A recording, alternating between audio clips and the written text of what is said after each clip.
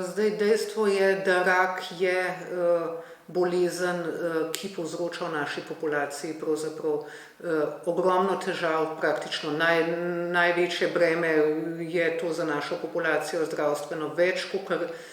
smo imeli v celotnem covidu, smrti jih imamo v bistvu v teh 2 letih epidemije zaradi raka.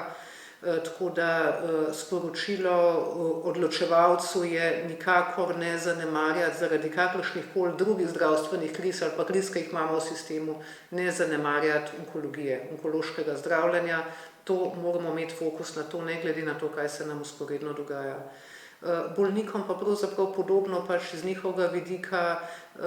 dajmo zahtevati pravzaprav to, da se nas pregleda, dajmo priti na zdravniški pregled, dajmo se enostavno spremljati in poskušati, če se nam kaj takega zgodi, v bistvu do te diagnostike in do zdravljenja